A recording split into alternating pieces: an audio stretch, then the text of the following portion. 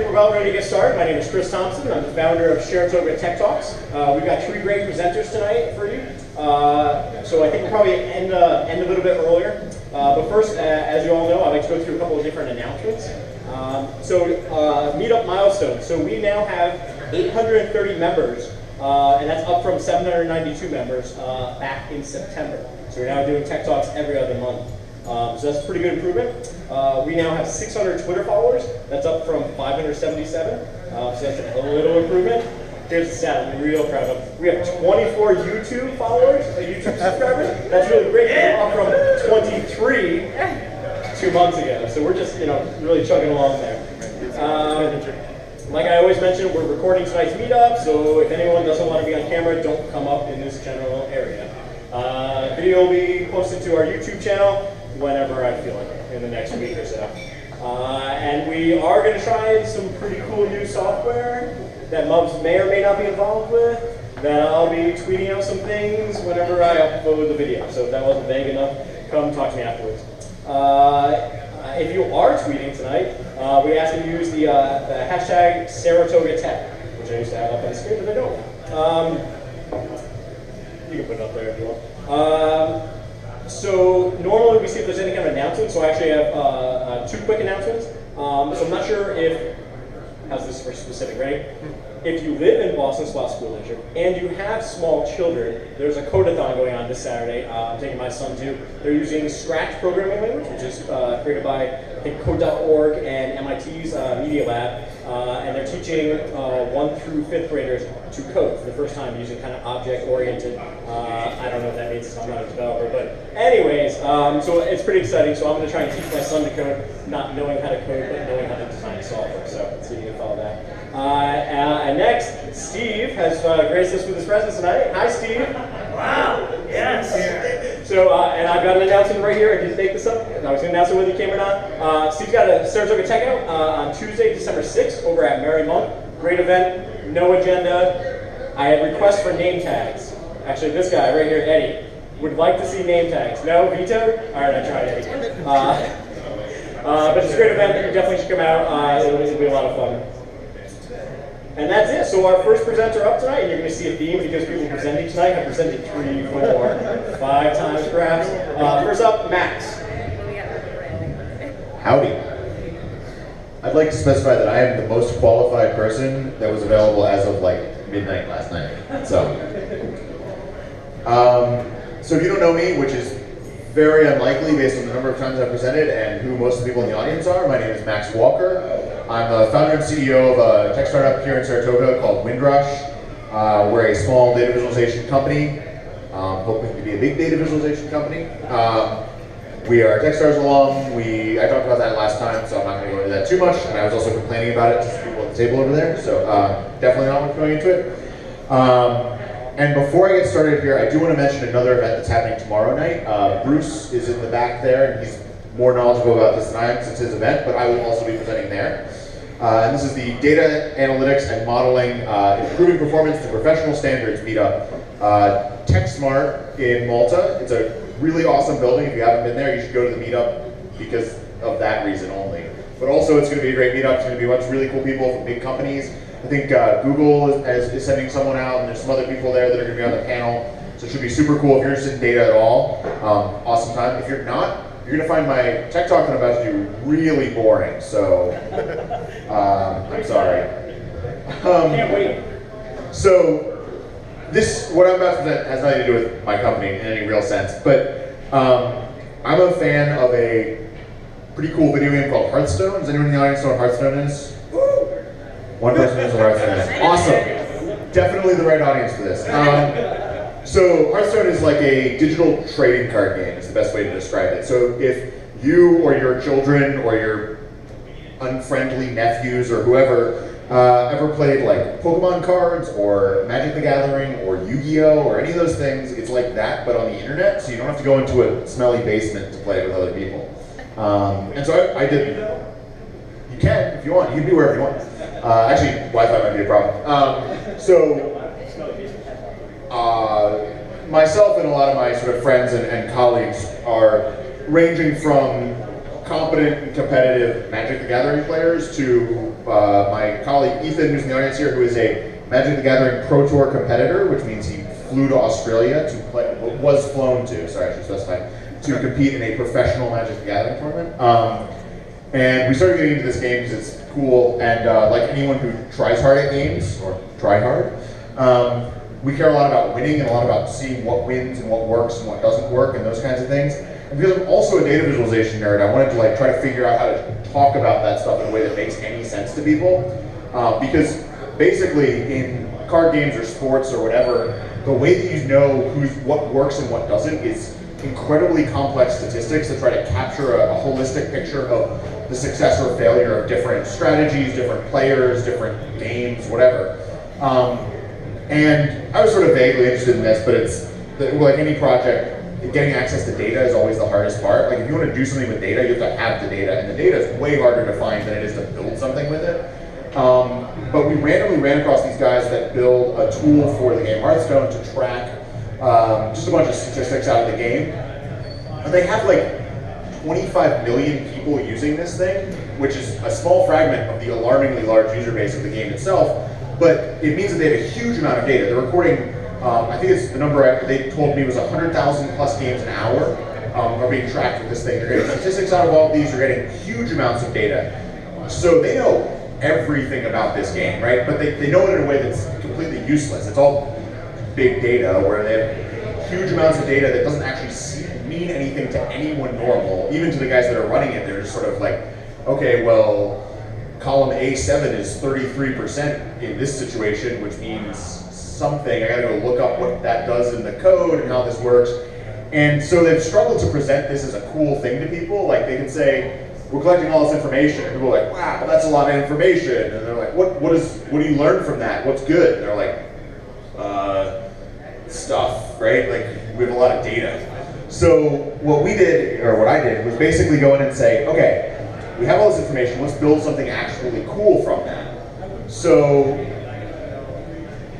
basically this is what we built. So this is a blog post that they did. I'm not gonna show you or read you the blog post, but basically in any card game, any game, there's an idea of a metagame, which is like, what is good and what is bad against the things that other people are playing, right? It's not the game itself, but it's the game of playing the game. And so there are good decks and bad decks, and good cards and bad cards. And so traditionally, this stuff gets argued by like, I'm really smart, and I'm good at this thing, so I know for a fact that this thing sucks. These people are very often wrong. And so what they decided to do is they said, okay, we can pull this huge data set for you, and you can build an actual visualization that shows not just what decks are actually good and you know, how they perform against each other and things like that, but how that changes over time. And so they gave me this huge data set, which is like I think it's like a 1,000,000-line CSV of just these statistics from these decks, and we basically built a visualization that looks like this. So this is a sort of a scatter plot. It's a little more complicated than that, but basically we have two axes here, right? We have how widely played something is and how successful it is. So something that is super popular and wins all the time would be right here. Something that's super unpopular and never wins would be right here. Very popular, very bad is here. Unpopular, very good is here. So like, you have the people that are good and try hard and whatever. You have the people that are trying really hard and failing massively. And you have the people that don't care, and you have the people that are doing random crazy stuff that works really well. And so each one of these dots actually represents a selection of 30 cards, that's how the game is played. And the color is based on, there's basically classes in the game, so it's basically like categories of different strategies. And what we can do is we can actually click on any one of these dots and see what specific cards are being played in that deck, which if you care about Hearthstone is very important. If you don't care, it doesn't mean anything. But it allows you to actually see what specific decks are being talked about here. And you know, you've got your typical interactive web data visualization where you can hover over things to focus only on specific categories that you care about. But what's really neat about this is one of the things that's fascinating about what you can do with data visualization on the web versus a poster or an infographic or something like that is not just interactivity, but actual motion and time as a dimension of visualizing data. And we've explored this in the past. But what we've actually done here is build a visualization where we can both switch to different ways of charting this data, which actually shows grouping them basically into type, but also allows you to play this through time. So this is a period of data that's over about 2 weeks. And we're actually seeing it move as the metagame continues to evolve and change. And if you are familiar with the game, and you're familiar with the situation the game's currently in, it's actually really representative of what's happening to the game. So for all these people that they were trying to talk to who are basically huge fans of this game, but not huge fans of million-line spreadsheets, they're able to show what's actually happening in an interactive and motion-oriented way. And then we can step back and forwards through this, sort of through time here, and see how things evolve or change. So that's basically what we've built. The techniques here are sort of more interesting than the actual end result if you're not particularly focused on the game. The idea that time is a dimension with which you can actually show data is something that isn't explored as widely as it should be, right? You see a lot of charts that show time as sort of the x-axis of the chart or whatever. And what I find very interesting is that people can actually build really powerful things leveraging the sort of core competencies of the web, which are things like animation in this day and age, really hard a while ago, to show time as actual time. Machines have a much better sort of grasp on what that means. The motion feels like an actual result to them. So yeah, so this is a thing that's up on the internet. The guys that we built this with are hearthsim.info. You can go to their site, it's the first post on their blog. If anyone is super technical and wants to know how this was actually built, the very high level version is it's React D3 and it's like the worst written D3 code I've ever written in my life. There's a much more complex version of that answer, but I'd be happy to take any questions or comments or shout at me about how card games are stupid. That's true. You know the rule, 3 questions. 3 questions. Were there any insights that changed the way you play it? So the actual insight was exactly what all the people that try really hard are saying about what's good is totally true. It's objectively true. What's interesting is it's not as much better as the people claim it is, right? So it's like, it would be like saying, okay, well, everyone knows the Cavs are the best basketball team in the East right now, and it's like, oh, but statistically they're actually only 12% better, which is a huge deal in terms of winning games, but it's not actually they're not as broken as you would expect them to be. Which is basically what we learned from this. That's the only really sort of super insightful thing. We did find that there's one deck that a lot of people play that is absolutely categorically horrible. It has like a 32% win rate despite being widely played, which is pretty funny because it basically means people are spending a lot of time and effort to lose at the game. Is that the mages? I noticed that they're pretty low on there. Yeah, so that's specifically this, which is this deck called Freeze Mage. Again, if you care about Hearthstone, like this deck is hard to play, which is part of why it's so low. It's also just objectively terrible according to the statistics. It's winning 45% of its matches over all games played, which is just horrible. It means if you're trying to rank up, you're actually going down by playing this. Spending a lot of time to lose. Anyone? Other people. I need 2 more questions here. That person won't let me off the stage. It doesn't have to be about art. It can be about data visualization. It can be about this beer that I'm drinking, which I'd heartily endorse. 2 more questions, yes. Zach. What technologies did you use for this particular project? Yeah, so it's a mostly D3.js, which is a data visualization library, which is very powerful. It's also really good for knocking together a database really quickly, and not very good for reusable data visualization. So D3 is what the New York Times uses. The guy who built it was actually the director of interactive graphics at New York Times for a while, a guy by the name of Mike Bostock. Super, super powerful, super interesting tool. Very, very user-friendly from a developer perspective, but also promotes all kinds of really bad coding habits if you use it for big projects. Hopefully that answers the question. There's other stuff going on here. It's an SVG, it's a vector graphic, but. Did you get any sense of how much it matters who's playing which one? It seems like there's sort of a, yes, here's how it works out overall, but there could be sort of schemes in which you can use that deck better.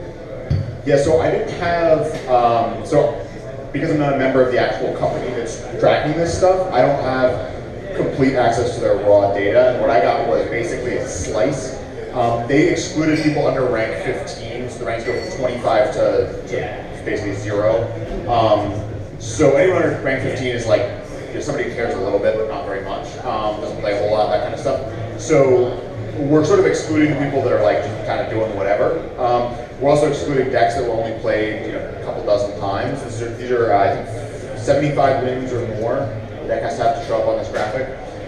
So you actually see, if you animate this through time, you'll see some decks drop off and reappear, especially on that, this border here where things are just on the edge of being included.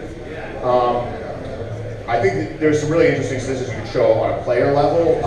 The problem is this kind of visualization is mostly effective in aggregate. So if you switch to a player level, you'd really not see as much because it would be a lot more sort of driven by variance. If somebody only played like 100 games, it doesn't say as much as if they played, each of these decks. Like this deck, for example, which is most widely played, it's played on this day 6,400 times. So that's actually like a huge amount of data to draw the conclusion of whether it's good or bad from. Whereas individual players, nobody can play even 100 games in a day realistically. Awesome. Thanks for listening to me ramble.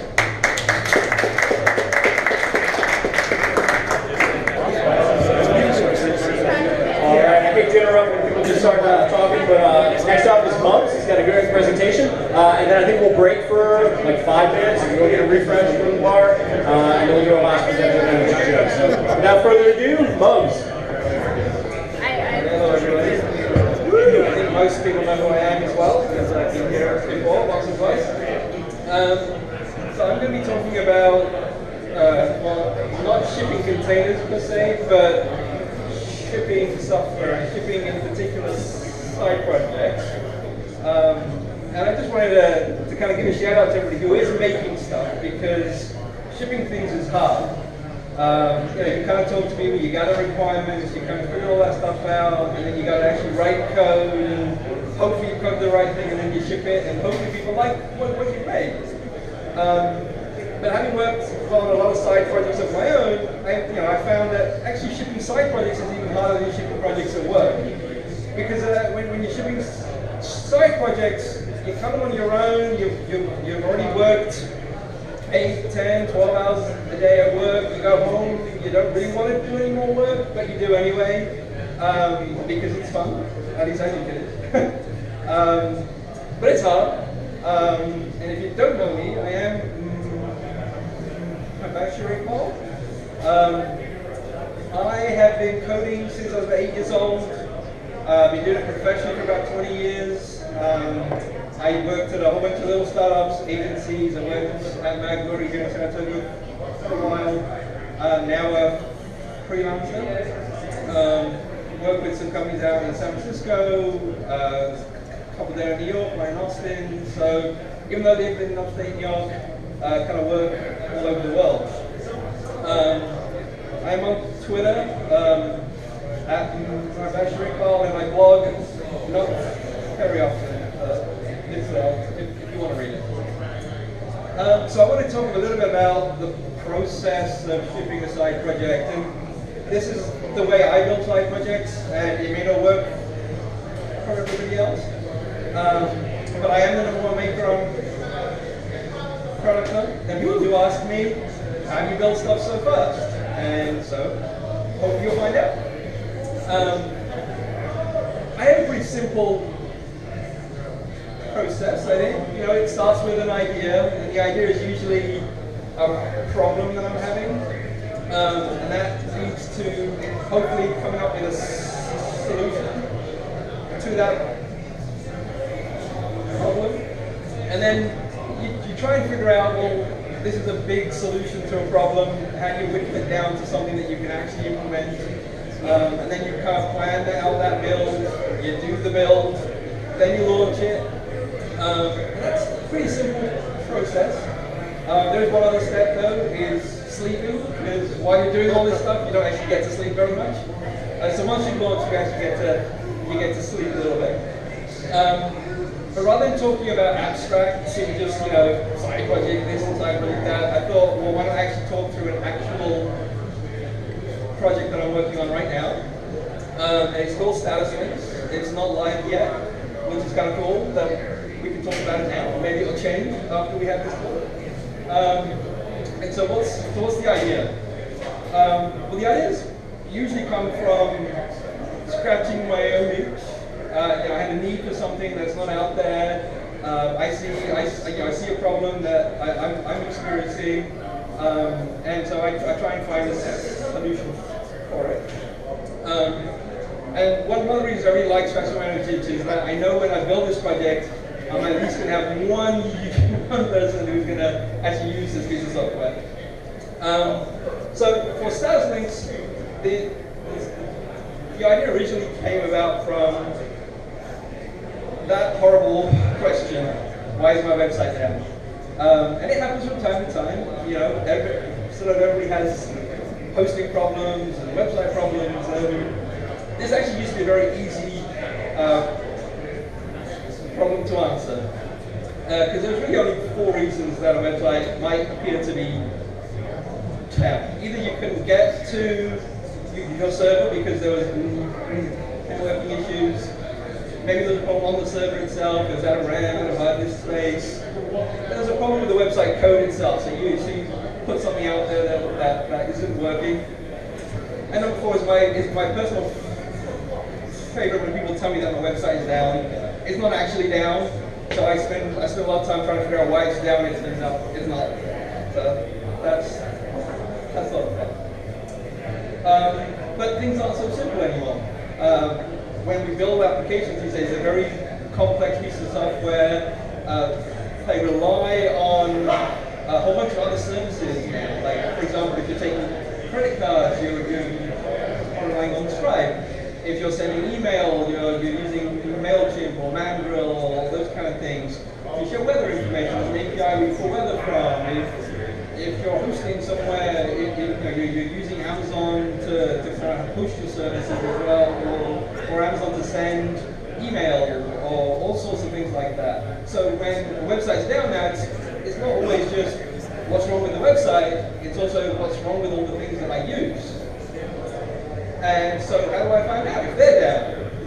That was the idea for that.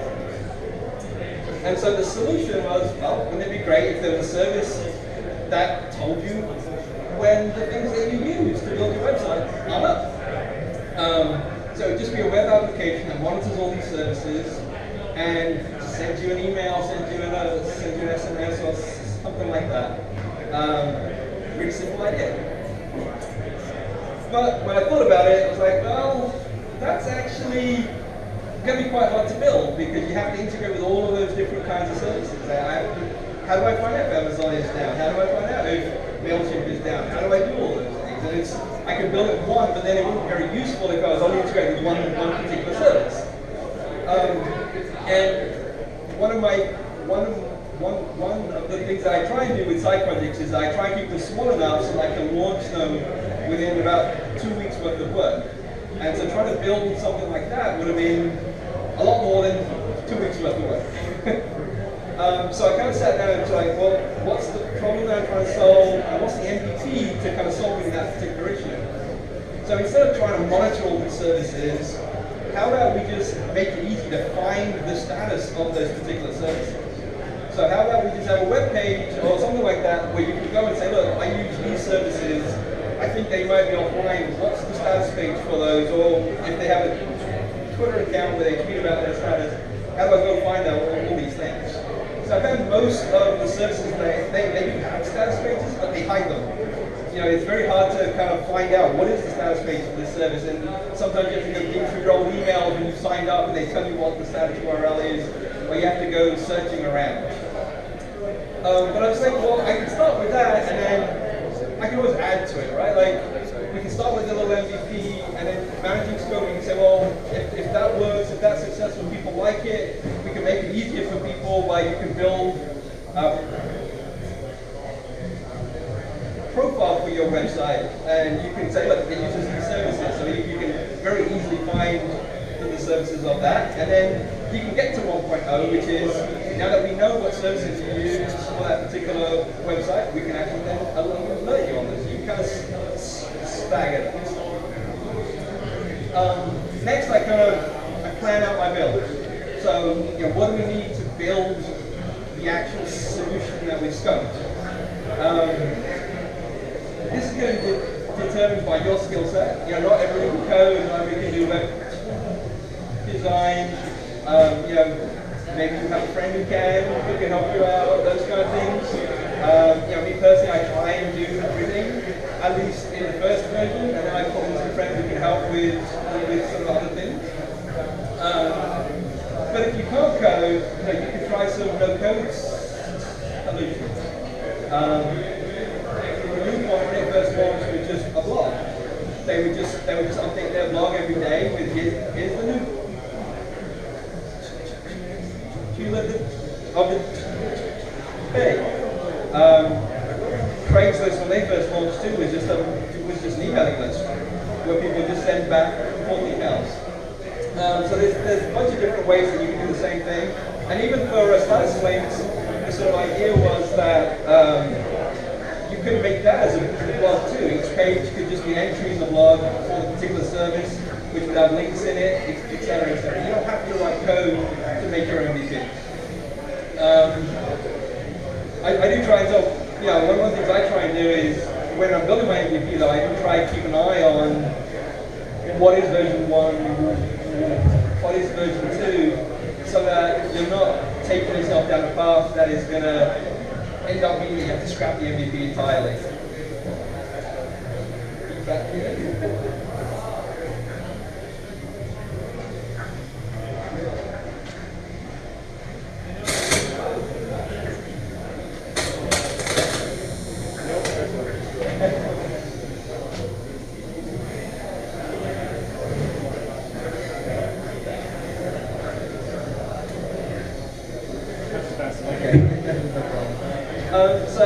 Once you've planned it all out, it's time to kind of work through it, right? I mean, at the end of the day, you're going to have to sacrifice something to kind of do the work. You're going to miss out on some things. You're going to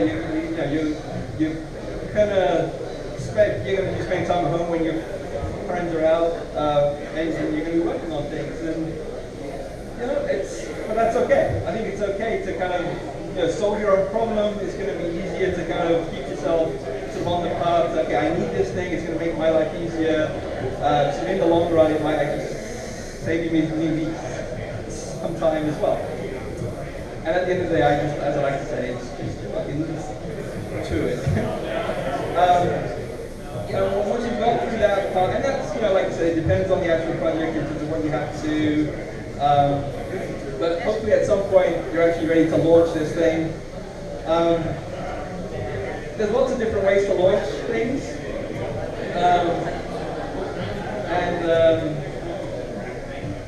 It really does depend on the project. It depends on what your expectations are in terms of whether, how much of a splash you want to make, all these kind of things. And it's very specific to kind of the actual project, is how you would launch it and then kind of announce it, things like that. I kind of let it rank, but I do also use some services a lot in terms of when I launch things, just to help me get some early users if it's not only me. And so those are some good places to kind of announce that you launched these things, and they can be very successful. I've had projects that have got tens of thousands of visitors from any of these places, and then I like to sleep. But I was going to actually show you guys the actual project that I had actually been working on.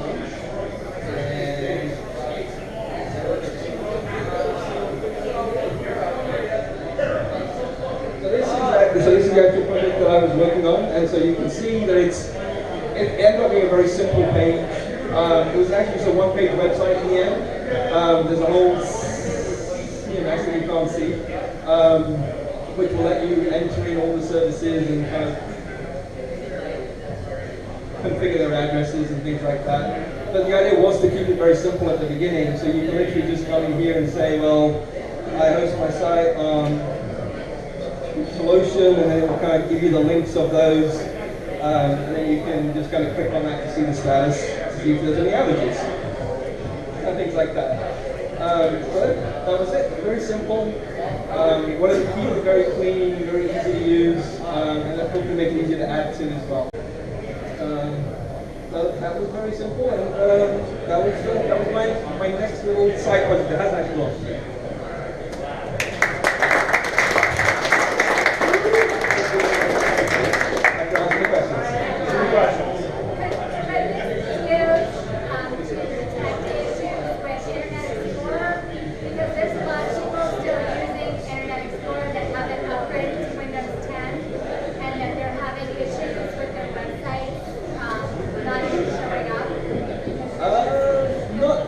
directly. This is more meant for people who kind of use different services to power their their websites. There are a few companies out there that will allow you to test your applications on different versions of Internet Explorer and Firefox and Chrome and those kind of things. And that will show you if they work E99 and IE10 and those kind of things as well. So those are probably more appropriate for something like that. So it's more like for testing if GoDaddy is out or WordPress is having issues. Right. So let's say you run an e-commerce site and you use Stripe to collect payments. You kind of want to know if Stripe is down because you can't collect payments. Or let's say you use FedEx or UPS to do the actual shipping of the stuff that you sold, but you need their API to figure out how much you're going to charge. If the API is down and now you can't tell the users how much they have to pay. So even though your website is still up, even though your application is still running the way it's supposed to, you still can't service your customers in the way that they expect. And so this is more aimed at those kind of API services that you're using that aren't necessarily part of your website, but they power your website as well. Any other questions? All right, 2 more questions.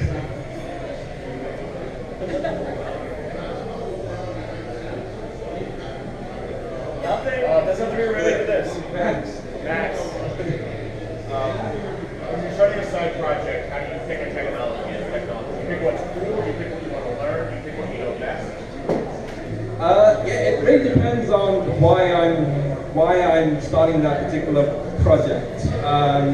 If it's something like status links where it's actually I'm building a tool that I think I actually need, I tend to use technology that I've already used in the past, stuff that I know really well, because really I want to get it to the market, I want to get it finished as fast as I can.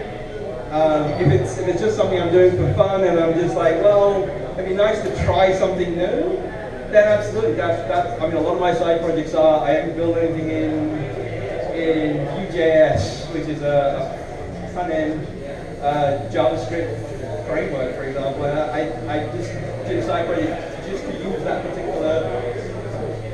particular framework. So it really depends on why you're kind of starting the application in the first place. One more. Come on, let's live off the mug. All right, how many side projects would you say you launch per year? Or how many have you launched this year? Oh, this year is actually a bit of a slow year, actually, I think. I think this year is only been about 6 or 7 this year. Last year, I think it was up to about like 18. And why the difference? Well, mostly, I ended up just doing a whole bunch of work on one particular side project took hold. So I ended up just spending a lot of time working on that, adding more features and kind of putting out a more solid version of that, rather than just like spinning out new ideas. Because I mean, a lot of what people do with side projects is they're just kind of throwing stuff on the wall and seeing what sticks. So like you have an idea, like I don't know if status links is going to be received well or anything like that, but if I've only spent 2 weeks working on it, if I launch it and nobody likes it, okay, I'll just move on to the next thing. But if I launch it and people are like, hey, this is awesome, we want this feature and this feature and that feature, then it kind of gives you that reason to work on it some more as well. That's what I mean. On this, which is one of the side projects I talked about in the past. This is something that we launched in April, and it went from not existing to doing 1 million page views in the first 4 months. So it kind of took hold. We're doing about 200,000 page views on average now a month anyway. And so we've just been adding a whole bunch of stuff and a bunch of features to it, so that's what took up a lot of my time. Any other questions? Round off. Oh, whoa!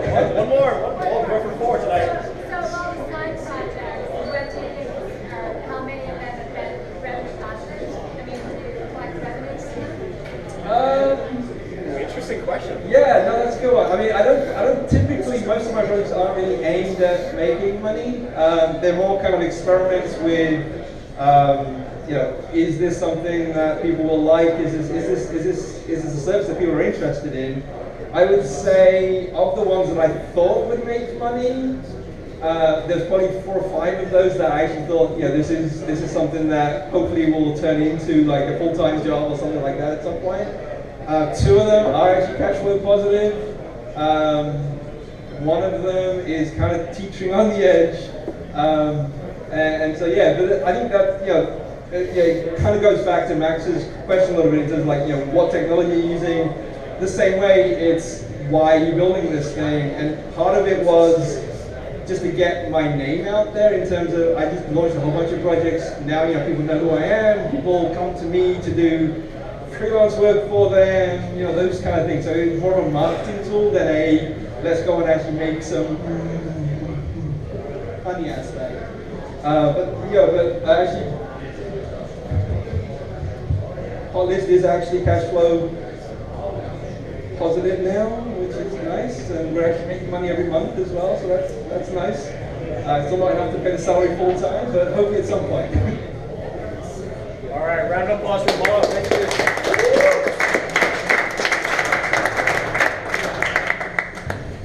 I don't know if you heard that, Mubs is actually looking for side projects, so if you are interested, I can attest I've worked with Mubs on 2 projects. Neither have launched yet, but he's been amazing to work with, so I highly recommend it. All right, so we're gonna have like a literally 5 minutes max break. That's enough time to go to the bar, tip your bartender friendly, generously, and then we'll be back with our very last presenter, Joe.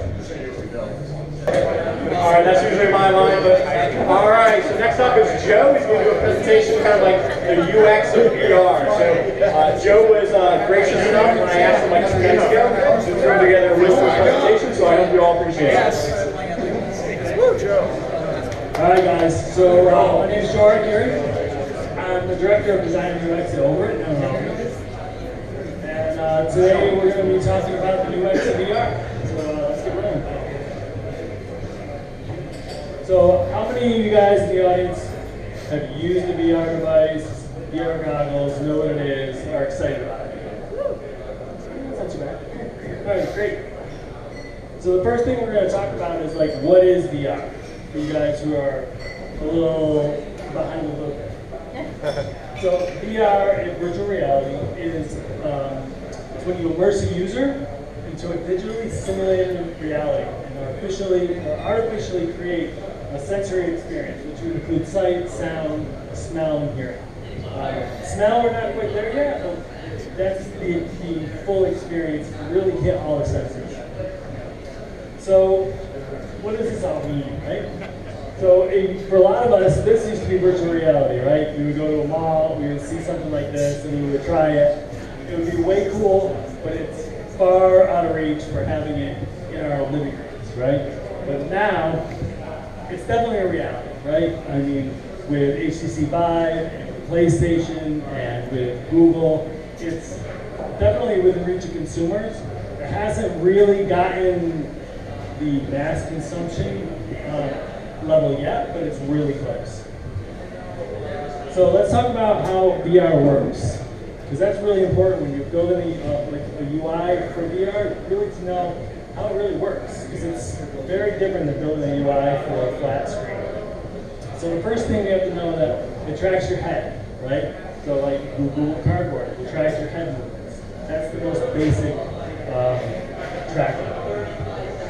Motion. So the HTC Vive, Oculus, track your motion. Give you a kind of a virtual room with boundaries to kind of walk around it within limits, but still it's tracking your motion. And then there's eyes. If you're familiar with the phone, that is actually technology where it's actually tracking eye movements. We'll kind of get into a little bit. But that's very cool stuff, and definitely kind of probably where the other guys are headed. So let's talk about head tracking first. So when you wear a VR headset, the picture in front of you shifts as you move your head around, right? So it tracks your movements, so it simulates that environment. You look up, you see the sky above you. You look down, you see your feet. it helps establish that sense of realism, sense of presence. Motion is really important. Currently, it's kind of tough, right? So with like HTC Vive, I don't know, has anybody tried HTC Vive? Great, amazing experience, but you are tethered. And they just came out with a wireless adapter for it, but you're still tethered. You have the cable, when you're walking around, if you get to the boundaries of your experience, you get a grid up in front of your face, so you kind of know you can't go any further. But it's definitely in the right direction, right? So it's tracking your arms, it's tracking your movements, it knows where you are, and it simulates that inside the experience.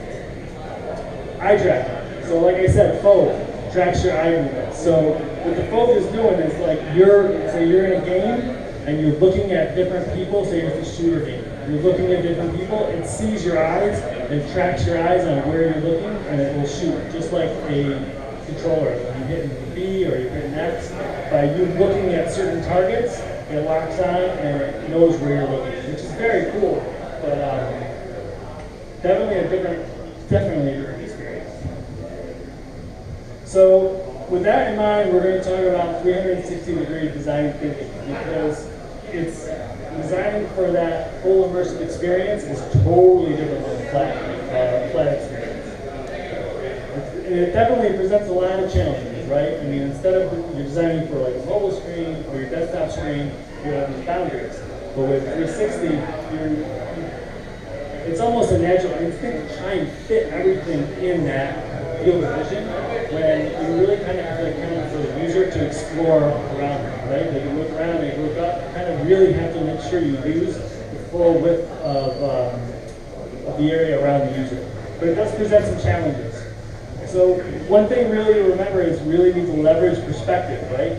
So content plays has to be treated a little differently in VR than it does in natural when you're designing for VR. It's important to use size. So depending on the size of things, it helps the user know if it's closer or further away. It gives that illusion of perspective. And it's all part of the whole play for this experience within the game, within the app or whatever it is, to mimic reality, right? So if I'm looking at Chris, in virtual reality, he should look like he's that far away by being small. So it's all tricking the mind.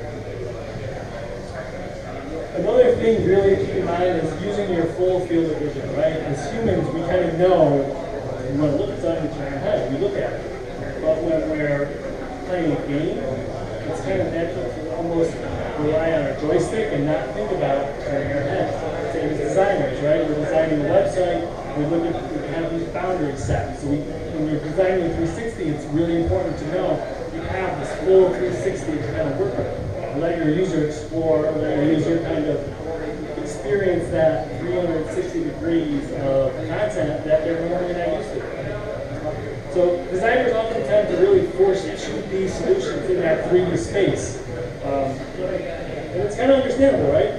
But we call this a small cone of focus, right? So where they're looking at, that's a small cone of focus. So this is a kind of illustration that kind of represents it, right? It's your field of vision right in front of you. You don't really think that it's on the prints, right? It's like what's in front of you, you're trying to cram it in, but you really kind of have to allow for the area around the head. So a few different interfaces, which are commonly used today, but man, sometimes not really done, kind of carried over from the 2D world. This flat interface, right? It's an interface skinned for 3D, but it's flat. You can tell was really kind of forced into the 3D. And a lot of this too is no fault of the designers, it's such a new medium, and we're really all still learning what works and what doesn't, right? So some things work, some things don't. So this flat interface is something like this, where it's text, flat right in front of you. You can look around and you can see the full view around you, but the content that's placed in front of you is just flat. It's an afterthought, it's not part of the experience. It kind of brings you out of that immersive experience.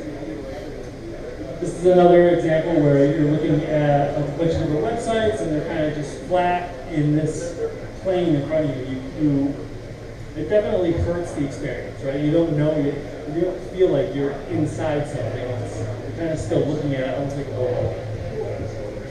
So another UI is the curved interface. So this is content that's curved around the user, right? So it takes advantage of that space around them and kind of lets them feel like they're within a space. So this is an example of a nav that kind of goes around the user and lets them kind of, before they actually get into the experience, let them know that this is something that's immersive. And then we have a simple interface. So this is something like Netflix uses, right? I haven't really been buying Netflix's VR because it's, I don't know if you guys have seen it. You pick a movie, you're sitting in a movie theater, you're watching a movie, it's flat on the screen. It's not the best use because it's not there yet, but it's definitely interesting. So this flat interface is the user can move around and access the content, but there's still some flatness to it.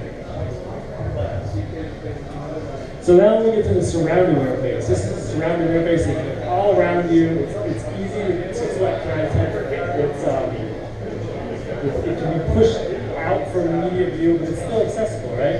So this is an app from Reverge it's kind of a virtual art gallery, right? This is for some these hit minutes. It's a VR app that they did where you can explore different rooms, but the way you navigate is you look all around you. So there's these different rooms set up, and the rooms are just the way you navigate. So when you get to a room, you hold your focus on that room, and then you're teleported in that room. So another thing to keep in mind is really to focus on the experience, right?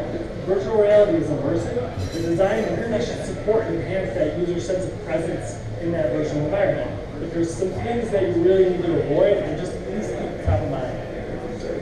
Rapid movement. I mean, I know a lot of you guys who tried VR, rapid movement, CJT, you get sick. It's tricky to find that balance, right? To find the balance where it's not going to make the user sick, but it's actually going to offer a really cool experience, like a roller coaster or somewhere where you're moving virtually but not moving. That's what really tricks the mind and causes sickness. So keeping your horizons set. So when you're in VR, if your horizon is really moving, your users are going to get sick. They're gonna get vertigo.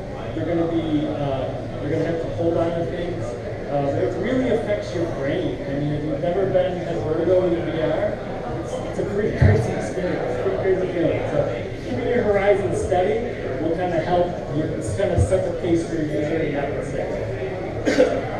So abrupt transitions, right? So when you go within worlds or within scenes, if you jump really quick and don't kind of lead your user to the next scene, it can be not only distracting, but cause a little disorientation.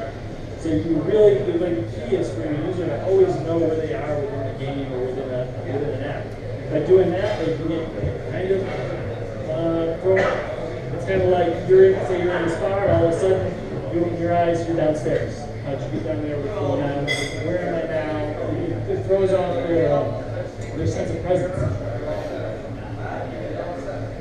So this is a tricky one too, right? You don't want to require your head or body to move too much, but that's kind of the point of VR, right? You want to be able to use movements that kind of help the experience become more real, become more immersive.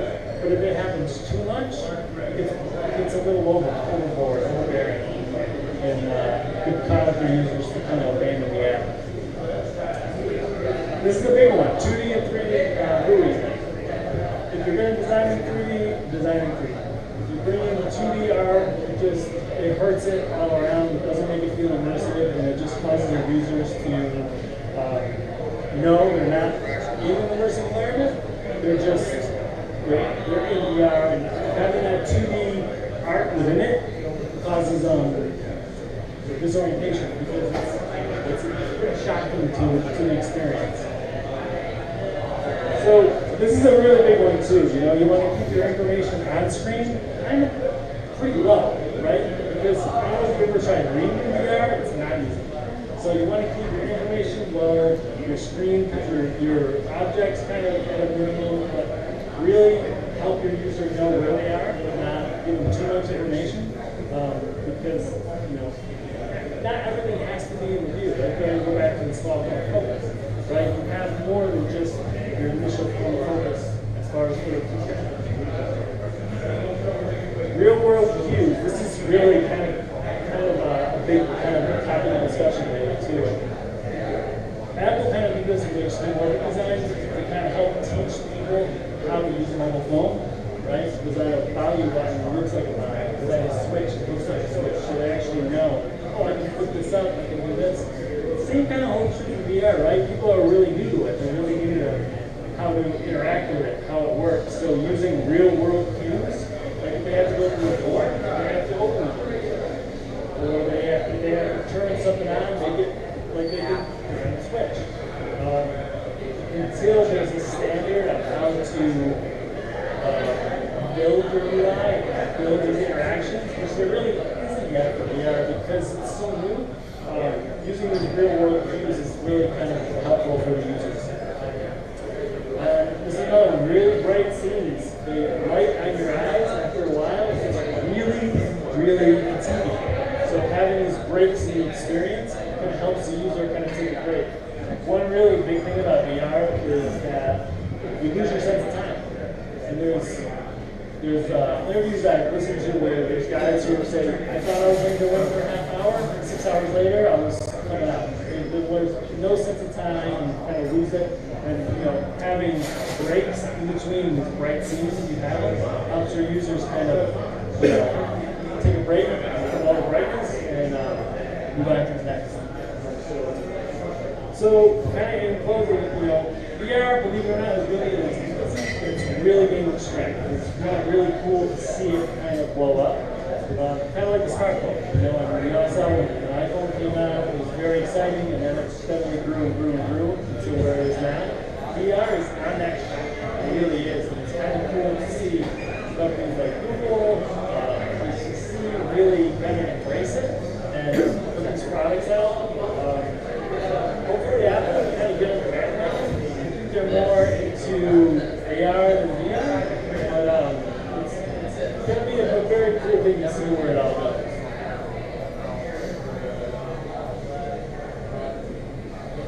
That is it. Any questions? Comments? 3 questions. Number 1. So you set up like a schema where you talk about like the different types of interfaces you have, curve, flat, surround.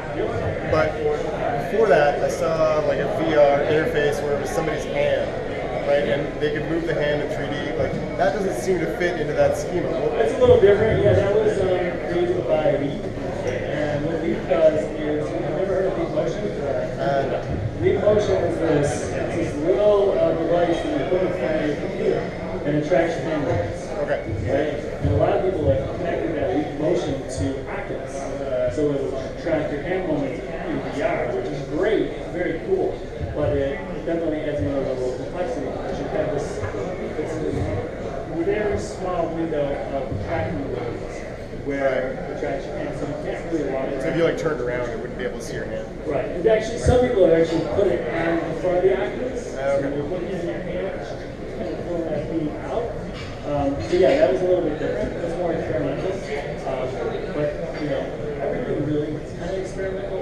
Yeah, Because the whole you know, thing. I mean, my kids right now, they know VR only because I've been like, but it's kind of cool to see like their friends and see how their friends interact with different apps, not telling them how to do it, and see if they can figure it out.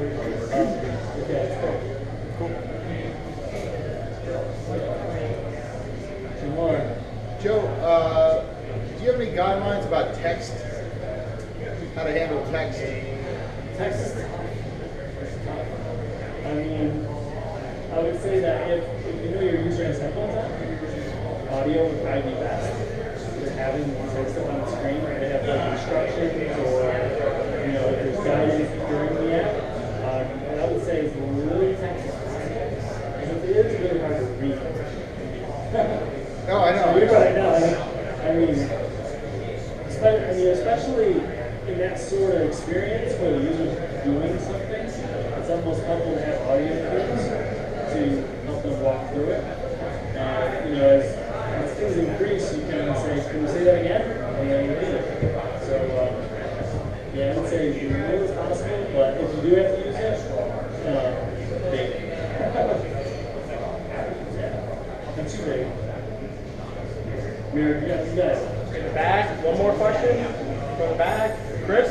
How do bugs affect VR? How does what? How do bugs affect VR? Like bugs in development? Yeah. That's a great question. I mean, bugs affect VR just like bugs affect websites. You gotta have to take care of them as they pop up and address them. And you know, I think Google has done a lot as far as like training users to know that websites aren't perfect. They're never going to be perfect. But if there's a bug, let us know. We'll fix it. So I think the same kind of approach for VR, right? It's if you see a bug, you let the developer know, or if it crashes and it says, would you like to send a report? We send a report. It's kind of like all of our duty as users to kind of help make this product better. But it's a little more important though, right? Because it'll make you grow up. Like, Depends on bugs. I mean, if a bug like that gets out to the public, that's kind of a big bug. yeah. Glitch in the matrix. You know, hopefully there's nothing that severe that kind of gets into the public release where it can be sick. But you know, it's very easy to get motion sickness. Yeah. So I know that's like a big point of like discussion, especially around gaming, how to not induce that motion sickness. And it's a tough one. All right, round of applause for Joe.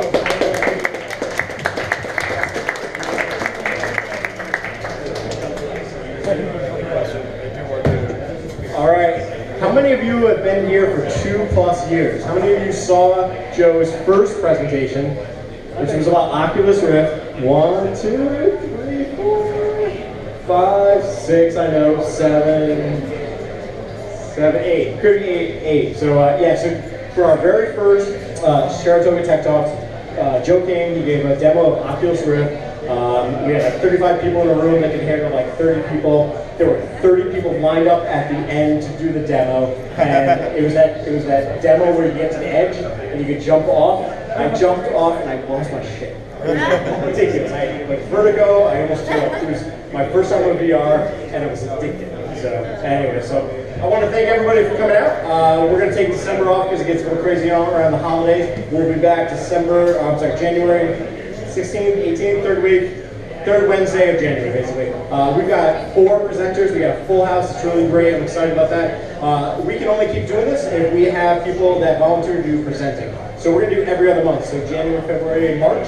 So if anybody's interested in doing a presentation, I've got nobody for March. If I don't get anybody, we're not doing one. So please come at me. Tweet at us. We're at Sharatoga Tech. Otherwise, just come up to me afterwards. So thanks a lot, everyone. Appreciate it.